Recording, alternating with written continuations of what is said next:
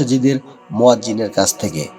তার নাম হানিফ, বয়স 40-এর মতো হবে। সে চাকুরি সূত্রে খুলনায় থাকতেন। তার বাড়ি বাগেরহাট জেলার চিলমারিয়া থানার কালকিনি গ্রামে। প্রতি বৃহস্পতিবার আসরের নামাজের শেষে গ্রামে যান এবং শনিবারে জোহরের নামাজ আমাদের মসজিদে পড়েন। মূল ঘটনাটা বলি তার ভাষায়। দিনটা ছিল বৃহস্পতিবার। আমি খুলনা থেকে রওনা দিলাম বিকাল 6টায়। আমাদের সদর থানায় পৌঁছাতে পৌঁছাতে রাত 9টা বেজে যায়। সদর থেকে আমাদের বাড়ি আরও 20 কিলোমিটারের পথ। কোনো গাড়ি না পেয়ে একটা মোটর সাইকেল ভাড়া করি। মোটর সাইকেল করে বাজার পর্যন্ত আসি। এরপরের রাস্তা ভাঙা ও কাদা থাকায় গাড়ি আর যেতে পারবে না বলে তাকে ছেড়ে দেই।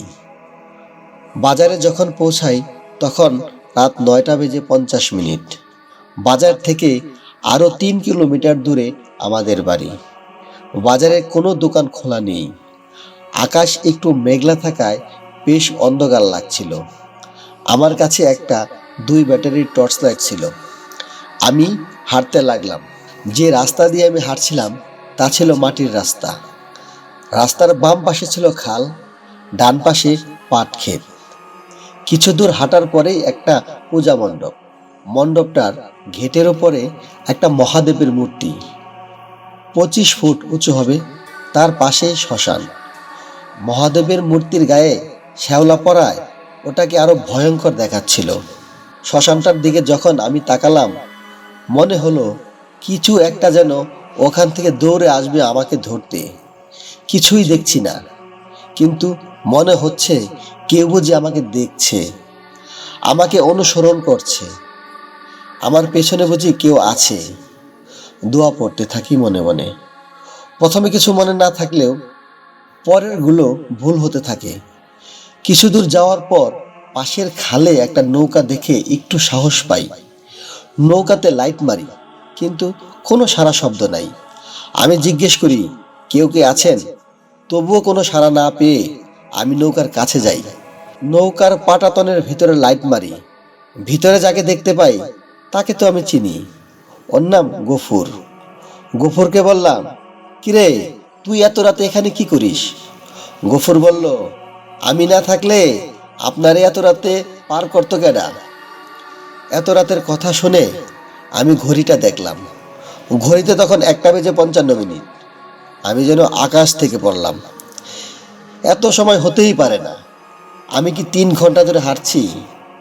মোটের পরে 30 থেকে 40 মিনিটের রাস্তা হবে। আমি গফুরকে কিছুই বুঝতে দিলাম না। গফুরকে বললাম, আমাকে একটু পার করে দে। এই বলে আমি গফুরের নৌকায় উঠলাম। নৌকা পাড়ে ফেরার পর আমি গফুরকে বললাম, আমাকে একটু বাসা পর্যন্ত পৌঁছে দিবি? গফুর একটু ভেবে বলল, ভয় পাইতেছেন?